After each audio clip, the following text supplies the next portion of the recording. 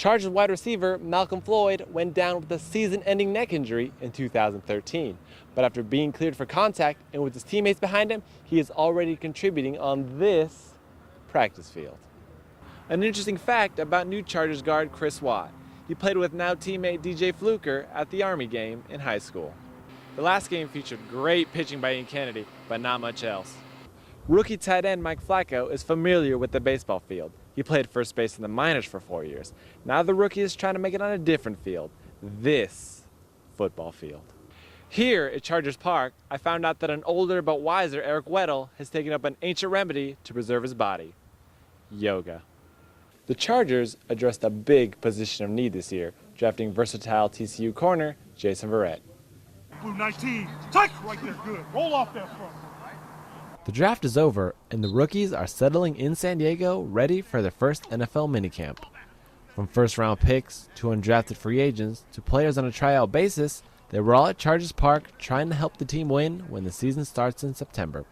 Rookies came from all different places and backgrounds, including Iron Bowl hero Chris Davis, CFL signee Cordero Law, and a former minor league baseball player Mike Flacco. Head coach Mike McCoy was encouraged by the good start, but knows the rookies have a way to go before the regular season. I talked to him about, mastering the things that require no talent, and that's knowing what to do, knowing how to do it, and just, number one, line up and be able to play, and come off the ball and do it the right way. You're going to make some mistakes, but you got to learn the little things first. For rookies, now's the time to impress coaches and try to make the team.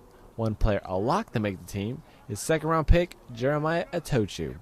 He is trying to get ready for when the veterans attend organized team activities. It's going to amp up, and that's Coach McCoy told us that after practice. He said, you don't want to get ran over, once they get here. So we got to get up to speed mentally, conditioning-wise, and things like that. So, we have a little bit of time, but, once they get here, it's going to be going fast. Rookie tight end Mike Flacco is familiar with the baseball field. He played first base in the minors for 4 years. Now the rookie is trying to make it on a different field, this football field. Go out, work hard, and, give them a reason to keep you. So that's what I'm trying to do. Keep my head down, bust my butt, and learn the plays so I know where I'm going, because that's the key, and just keep my head down. The name Flacco may sound familiar to football fans. That's because Mike is the brother of Ravens Super Bowl winning quarterback Joe Flacco. For Mike and other rookies, this minicamp will be a first step in learning new plays and impressing the coaches before the veterans get to camp. On military opening day, the Padres celebrated veterans who fought in battle and those who helped and support them on the home front. During pre-game ceremonies, the Padres honored actor and humanitarian Gary Sinise, while more than 200 service members lined the infield. I have great respect for veterans and those who serve, and I've just interacted with the military community for so long and been involved with supporting our wounded since I played the wounded veteran in Forrest Gump. That just can't stop. It became clear that there was a big need out there. The need was so great, he started the Gary Sinise Foundation to help veterans and their families. Veterans like Nick Kimmel, who lost 3 limbs in Afghanistan. Nick now works in the Padres scouting department. The foundation is building him a smart home in Pine Valley. But to have a house that was completely designed for someone, it'll make so much.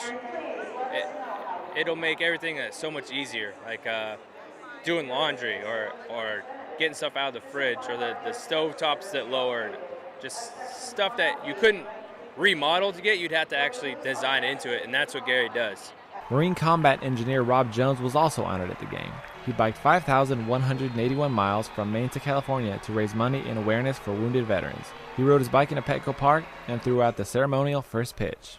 The outpouring of support from the Padres and the San Diego community showed him that his service was appreciated. It makes it feel like it's all worth it. You don't want to go somewhere and sacrifice this really big chunk of your life and then come back and realize it was for nothing. So letting people know that their sacrifice is appreciated and it was for something is a big thing. Punch it out, punch it out, punch it out, punch it out. The Chargers are back in camp for the first organized team activities of 2014.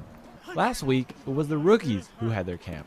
Now that the veterans have joined OTAs, Coach Mike McCoy can see how much the first-year players have learned so far. You just want to lay the foundation. Give guys an opportunity to come in this week and compete and understand the basics of the system.